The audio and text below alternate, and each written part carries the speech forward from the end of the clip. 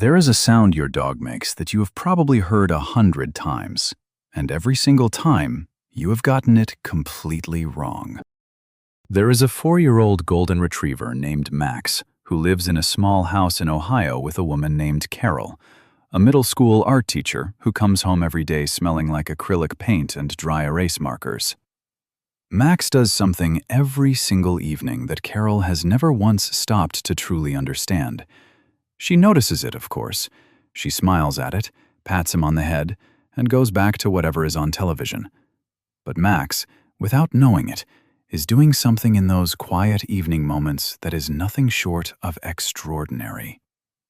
He is performing a feat of biological engineering that scientists have spent decades trying to fully map. And he is doing it because of her. Here is what that moment looks like. The house goes quiet.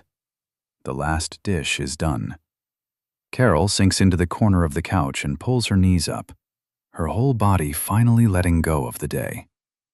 Max, who has been moving softly through the house all afternoon, stops pacing. He walks to her slowly, not with the excited bounce of treat time or the urgent stare of dinner being late. Slowly, deliberately. He circles once, the way they all do. And then, he drops. His full weight lands against her leg with a soft thud. He tucks his nose against his paws. And then it comes. That long, heavy, shuddering exhale. The one that sounds almost human. Carol always laughs softly when she hears it. She says, "Rough day doing absolutely nothing?" She has no idea that she just witnessed something remarkable. That sigh is not boredom. It is not a complaint. It is not your dog being dramatic, though they are sometimes that too. That sigh is a precise, measurable event happening inside your dog's nervous system. It is the exact moment their body crosses the line from survival mode into something else entirely. Something that their ancient biology only allows them to access under one very specific condition. And that condition is you. To understand what is actually happening, you have to understand that your dog is running 2 invisible systems at the same time, all day, every day. Think of it like 2 switches inside their body that are always in a tug of war. The first switch is the one evolution built for survival. It keeps the heart moving a little faster than necessary. It keeps a low, invisible tension in the muscles, like a soldier at rest who is still listening for the alarm. It keeps the ears pivoting, the nose working, the mind cataloging every shift in sound and scent and shadow. Even when your dog looks perfectly relaxed, sprawled on the kitchen floor while you make dinner, that first switch is quietly, persistently on. This is not anxiety. This is ancient wiring. Your dog is descended from animals who survived by never fully switching off. Think about the dog in the apartment upstairs from you, the one who barks every time the elevator opens on their floor, or the dog at the dog park who can be playing and then freeze completely still for a moment, nose lifted, reading something on the air that no human in the vicinity can detect. That is the survival switch, doing its job. It is always doing its job. The second switch is the one that allows true rest, real recovery, the kind of sleep where the body actually heals itself. But here is what the science makes absolutely clear. Your dog cannot flip that second switch on their own. They cannot simply decide to relax. Evolution did not build that in. Because in the wild, relaxing without a reason was how you got killed. And this is where it gets quietly beautiful. When Carol sinks into the couch, when her breathing slows and her muscles soften, and she stops moving through the house with purpose, Max notices. He does not know he is noticing, but his nervous system is reading her like a document. Her posture, her breath rate, the absence of urgency in her body. And something in his ancient brain makes a calculation. The Sentinel is in place. The watch has been taken over. Which means, for the first time all day, he can let go. That circle before he lies down? That is not a quirk. It is one of the oldest behaviors in the canid playbook. A perimeter check. A final scan of the immediate terrain before an animal allows itself to be vulnerable. And then he drops. And then that sigh comes. Not because he is tired of doing nothing, but because his body has just been given permission by you to stop protecting everything. But what exactly happens inside his body in that one long exhale? How his brain physically engineers its own peace in a matter of seconds. That is where the science becomes something close to miraculous. There is a nerve inside your dog's body that most people have never heard of, and it is the single most important thing happening in that moment when your dog sighs. It is called the vagus nerve. The word vagus comes from an old Latin word that simply means wandering, and the name fits perfectly. This nerve does not stay in one place. It starts deep inside the brainstem, right at the base of the skull, and then it travels. Down through the throat, through the chest. It wraps around the heart and the lungs. It keeps going all the way down into the belly, touching the stomach, the intestines, nearly every organ your dog has. It is the longest nerve in the mammalian body, and it is the physical wire that connects the brain to the feeling of being safe. Here is what makes it extraordinary. Roughly 80% of the signals moving through this nerve are traveling upward, from the body to the brain. Your dog's organs are constantly sending reports: heart rate, breath quality, gut tension, the whole internal weather of the body, all of it streaming up to the brain in real time. The brain listens to this information and decides, moment to moment, how alarmed to be. Think of a dog waiting by the window for their person to come home. The way they hear the car before it even turns onto the street. The way the tail starts moving before the door opens, because something in their body already knows. That is the nervous system reading incoming information and beginning to shift before the conscious mind has even caught up. Now think about what happens during the sigh itself. When Max takes that enormous breath in, his diaphragm, the big dome of muscle that separates his chest from his belly, plunges downward as far as it can go. The lungs fill completely. And then, on that long, heavy exhale, the diaphragm pulls back up in one slow, dramatic movement. That rhythmic stretch and release acts like an internal massage directly on the vagus nerve, which is woven through the tissue around it. The nerve feels that movement. It responds to it immediately. What happens next is almost too elegant to believe. The physical stimulation of the nerve sends a surge of electrical signals racing up to the brainstem. The message is simple and ancient. The body is breathing deeply. The environment is safe enough to breathe deeply. The brain receives this and responds by flooding the nerve back with calming instructions. The heart rate drops. Blood pressure softens. The muscles, which have been holding that invisible survival tension all day, begin to genuinely let go.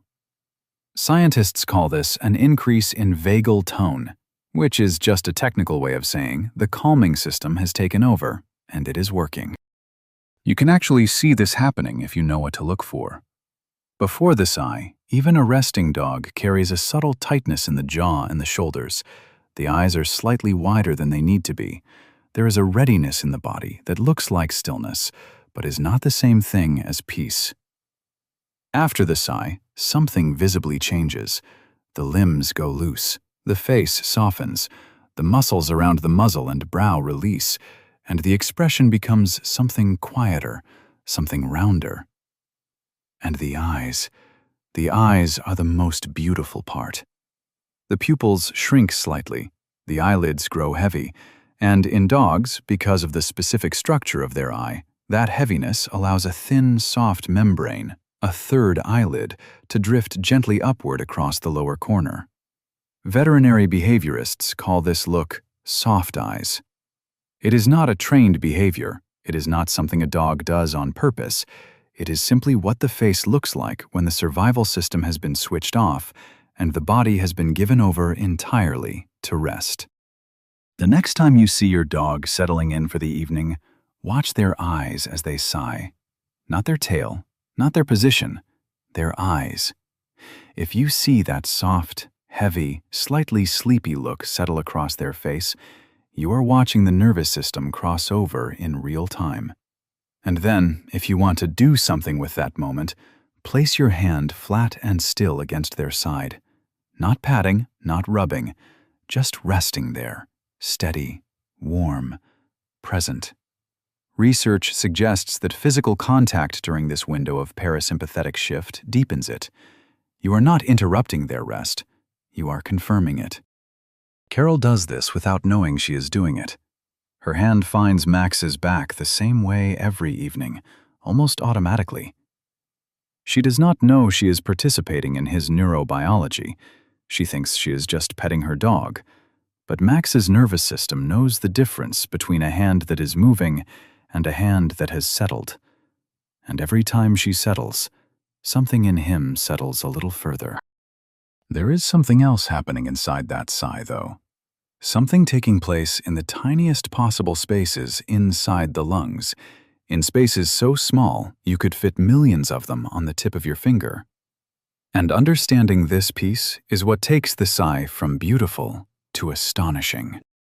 Your dog's lungs are doing something in that moment that your own lungs do too, every single day, without you ever noticing.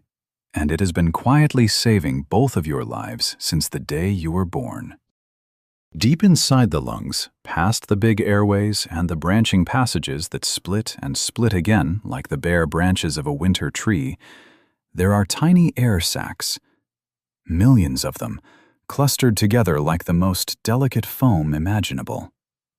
These are where the real work of breathing happens.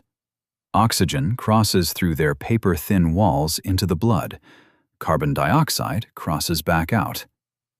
Every breath you take, every breath Max takes, is really just the body trying to keep those tiny sacs open and working. But here is the problem. During the day, when the survival switch is running and the breathing is faster and shallower, those tiny sacs do not get fully inflated. The breath never goes deep enough. And slowly, quietly, over hours, some of those sacs begin to stick together, to collapse inward on themselves, the way a small balloon does when you let just a little air out. The body notices this, not consciously, but somewhere in the brainstem a signal begins to build.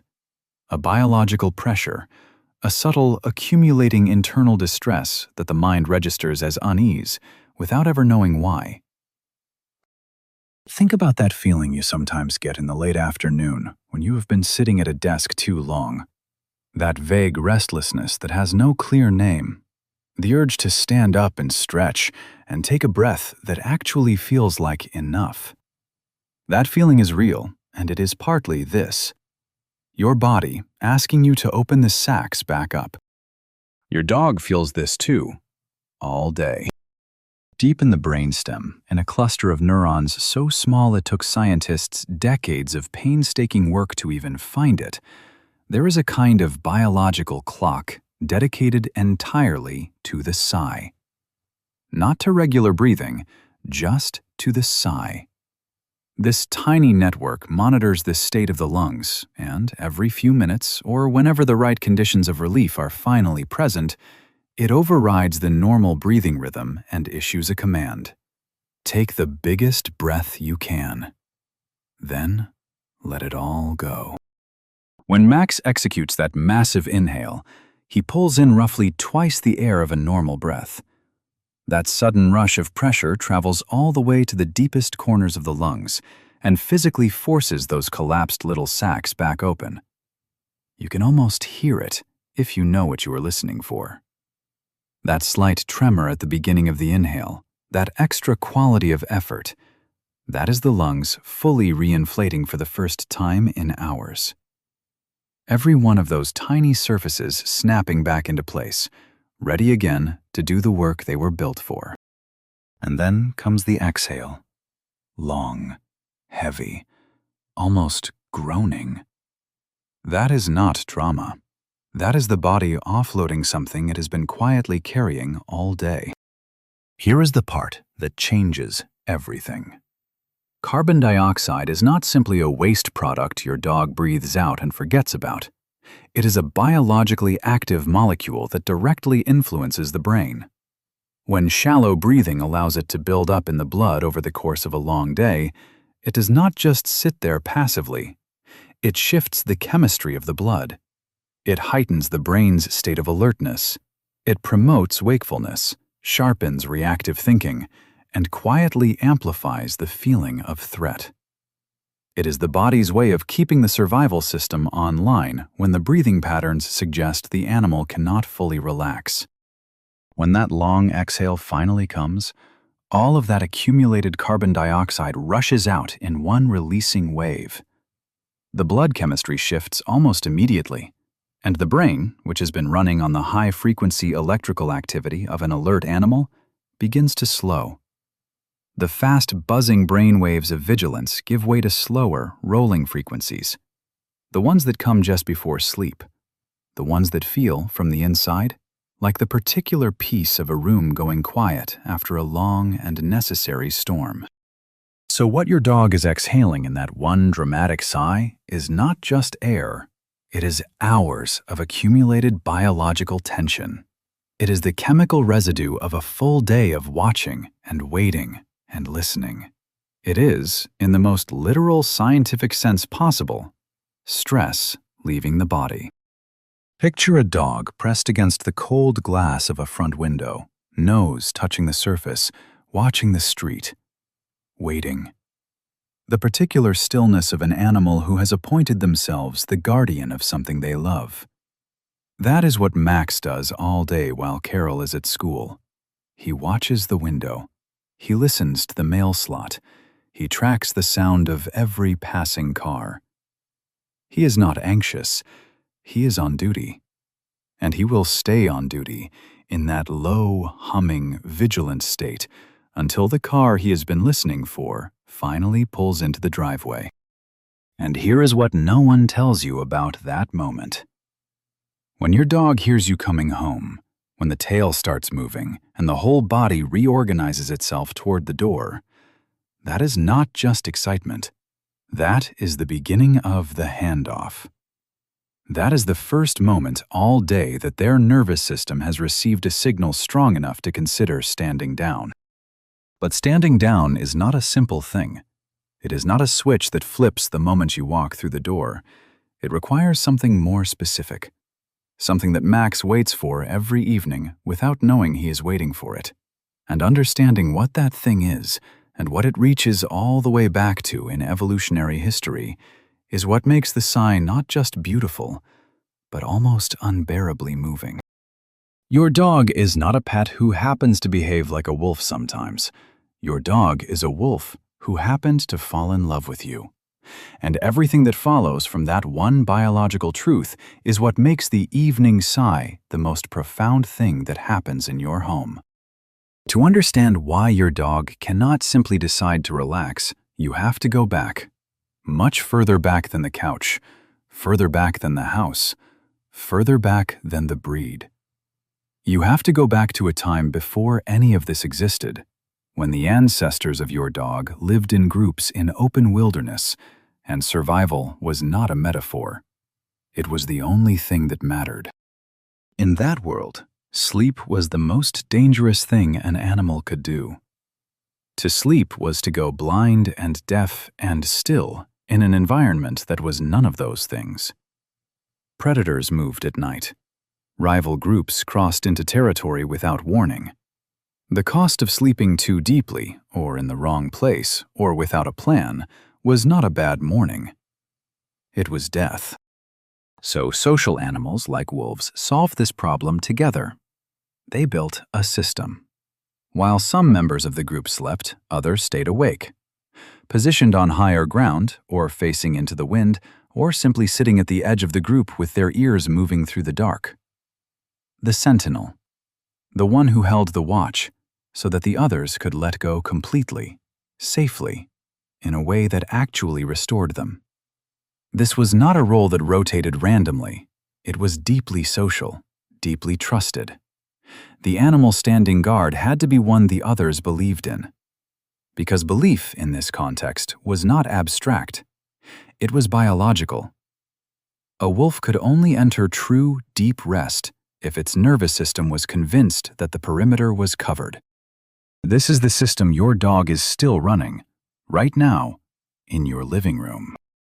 Max does not think in words about any of this. He does not consciously decide that Carol is his sentinel. But when Carol stops moving through the house, when she sits down and her breathing slows, and her body takes on that particular quality of stillness that means she is staying, something ancient in him begins to calculate. He watches her posture. He listens to her breath. He may even press close enough to feel the rhythm of her heartbeat through his own body.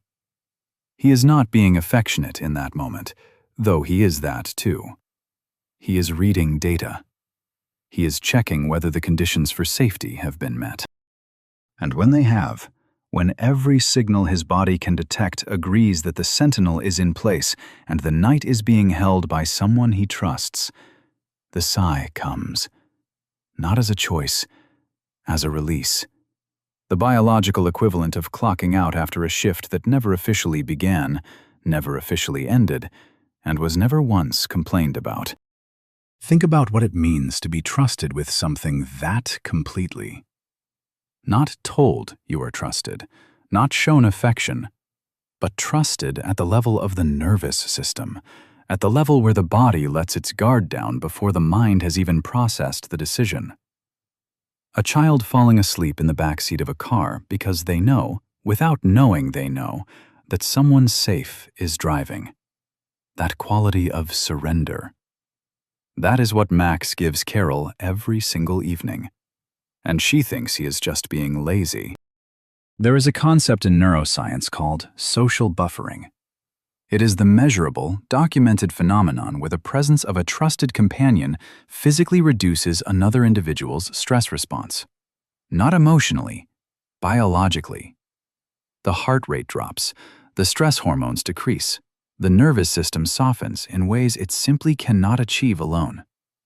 And research has shown that dogs are exquisitely, almost uniquely sensitive to this effect when the trusted companion is human. Your calm does not just comfort your dog, it chemically alters them. This is why it matters that you are still when Max settles. This is why the evenings when you are rushed or distracted or on your phone with tense shoulders are the evenings he circles more, settles less easily, sighs later if at all. He is not being needy. He is reading the data, and the data is saying the sentinel is not quite ready yet. The next time you sit down for the evening and your dog comes to find you, try this. Before they settle, take one slow, deliberate breath, audible enough that your body moves with it. Let your shoulders drop on the exhale. You are not performing relaxation for your dog. You are genuinely offering it. And their nervous system, which is far more sensitive to the signals of your body than you have ever been given credit for understanding, will notice within seconds. Carol did this once by accident. She had a terrible day. A difficult parent meeting, a student who was struggling, the particular exhaustion of caring about people who do not always let you help. She sat down on the couch, and before she could reach for her phone or the remote, she just breathed. One long, heavy breath, almost a sigh of her own. And Max, who had been standing a few feet away watching her, walked directly to her and collapsed against her side faster than she had ever seen him settle. She cried a little. She did not know why. Now you do. But the sigh itself, the visible, somatic changes it writes across your dog's body as it moves through them, the way it shows up in their eyes and their muscles and the very set of their face, that is a story that deserves its own telling. Because once you know what to look for, you will never watch your dog settle in the same way again. There is a moment, right after the sigh, that most people miss entirely. They have already looked back at the television. They have already moved on. But if you stay with your dog in those first few seconds after that long exhale, you will see something that will change the way you look at them forever. Watch the muscles first. Before the sigh, even a dog who appears completely relaxed is carrying something invisible. There is a tension in the shoulders that does not look like tension, a subtle set to the jaw, a slight readiness in the hindquarters, the kind of coiled quality that means the body is never fully committed to stillness. This is what the survival switch looks like from the outside when you know how to read it. Not fear, not anxiety, just the body keeping one foot in the doorway, just in case. Then the sigh comes, and you can watch it leave. The shoulders soften first. Then the spine loses that precise, ready alignment and curves into something more genuine, more abandoned. The legs, which were tucked with a certain deliberateness, may slide outward loosely, the way a sleeping child's limbs go boneless when they finally go under. The muscles around the muzzle release. The brow smooths. The entire face changes, not dramatically but unmistakably. The way a person's face changes when they hear news they have been dreading turns out to be fine after all. A whole architecture of held tension simply stops holding. And then there are the eyes. The eyes are where the nervous system writes its most honest confession. When the survival switch is running, the pupils are wide. The eyelids are pulled back just slightly further than they need to be, giving the dog that alert, bright, watchful look that we often mistake for happiness or excitement, when it is actually simply readiness. The eye is open as far as it can open because evolution decided that maximum visual field meant maximum chance of survival. After the sigh, the parasympathetic system takes over the tiny muscles inside and around the eye. The pupils constrict. The eyelids grow heavy, not with sleep exactly, but with the particular weight of a body that has stopped needing to see everything at once. And in dogs, because of the specific, beautiful architecture of their eye, that heaviness does something else. The globe of the eyeball itself, settles very slightly back into the socket. And as it does, a thin membrane, the third eyelid that lives tucked in the inner corner, drifts softly upward across the lower portion of the eye, like the edge of a curtain being drawn. Unhurried, almost ceremonial. This is what veterinary behaviorists call soft eyes. And once you have seen it, truly seen it, and understood what it means, it becomes one of the most moving things your dog will ever show you. Because soft eyes are not something your dog can perform. They cannot do it on command or offer it as a gesture. It simply appears, automatically, involuntarily, as a direct physical consequence of their nervous system releasing its grip on the world. It is the face of an animal that trusts completely. Max gets soft eyes every evening, somewhere between 8 and 9 o'clock. Usually right after Carol turns off the kitchen light and the house goes to its nighttime quiet. His face changes so gradually you would miss it if you were not watching. The jaw goes loose, the eyes go heavy. That pale edge of the third eyelid appears at the corner, soft as smoke. Carol has seen it 1,000 times without ever knowing what she was looking at. She just thinks he looks sleepy. She is not wrong, but sleepy does not begin to cover it. The next time your dog settles in and sighs, do not just feel the exhale. Look at their face. Look specifically at their eyes in the 30 seconds after the breath releases. If you see that softening, that heaviness, that faint appearance of the third eyelid at the corner, you are watching something genuinely rare in the natural world. You are watching a predator, an animal built by millions of years of evolution to remain alert and reactive, choose to become completely vulnerable. And they are choosing it because of you. If you want to honor that moment, do one thing. Stop whatever you are doing for 60 seconds. Not to interact with them, not to pet them or talk to them, just to be still. To be the kind of still that their nervous system reads as safe. Let your breathing slow. Let your hands rest. Be, for just 1 minute, the sentinel they already believe you are. You do not need to announce it. They already know. What we have covered so far, the nervous system, the vagus nerve, the lungs, the eyes, all of it, is the biology of how the sigh happens and what it means in the body. But there is one final layer to this story, the one that reaches back the furthest, the one that explains not just what the sigh is, but what it says. What your dog is actually communicating to you across 10,000 years of shared history in that one long, trembling exhale. And when you understand it fully, you may find that the sound you have been laughing at gently for years is actually the most significant thing anyone has ever said to you.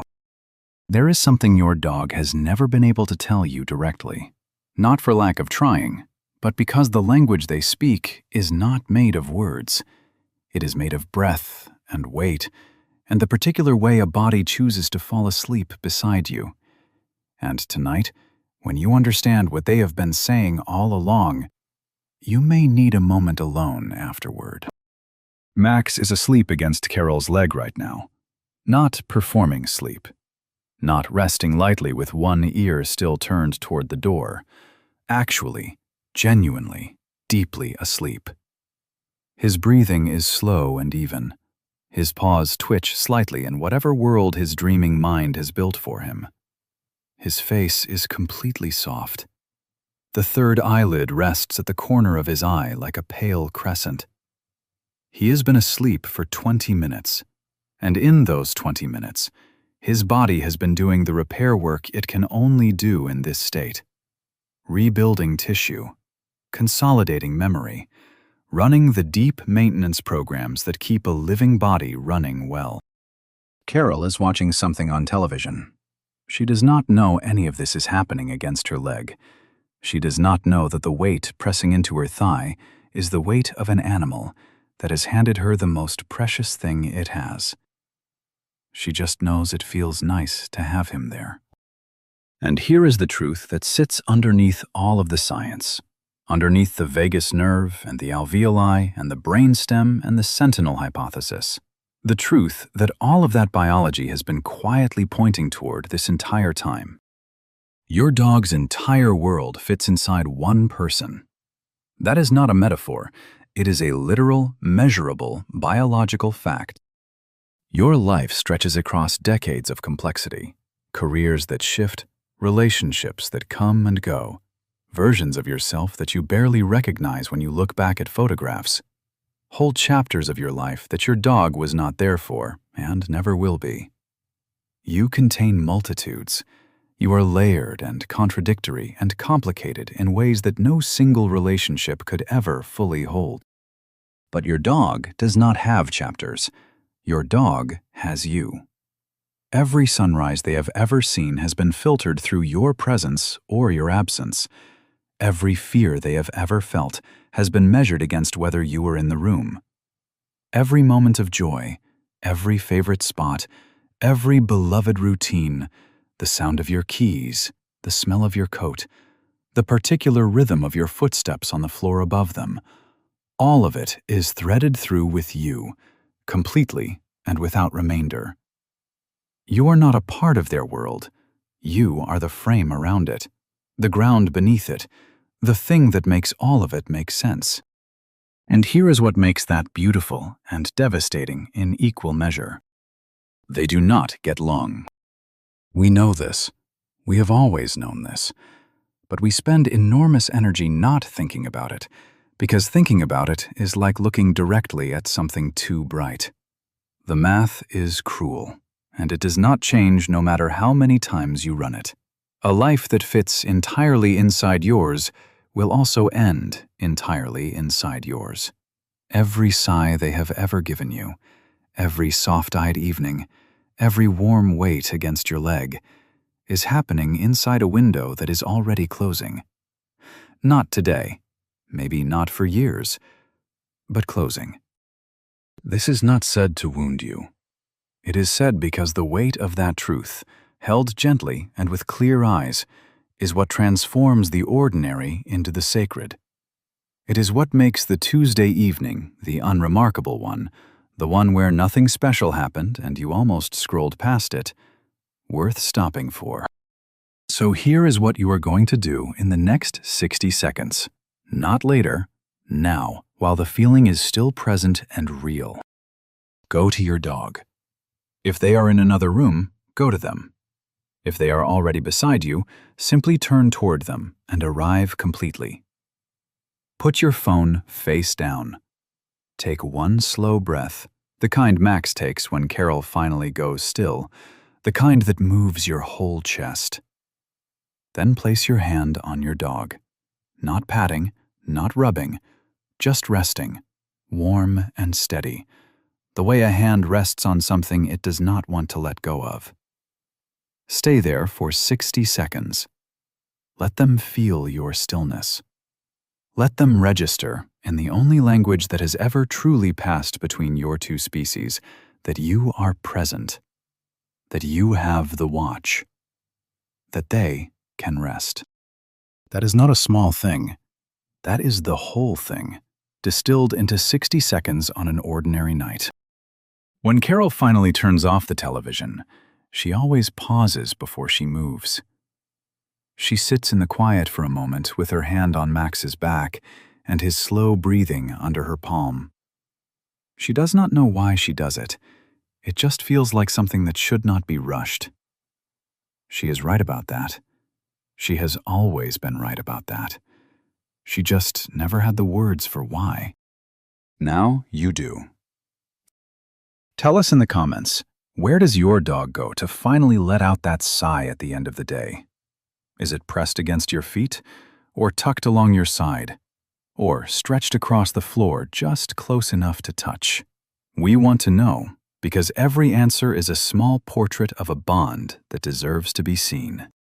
If this video gave you something you did not expect to feel today, consider subscribing to The Soulful Dog. This is a community built for people who look at their dogs and sense that there is more happening there than meets the eye. People who are right about that. People like you. Next time, we're going to talk about something your dog does in the first 3 seconds after you walk through the door. Something so fast and so specific that most owners never catch it. But once you know what to look for, you will understand something about how deeply and how differently your dog has been loving you all along. And leaving before you find out what it is would be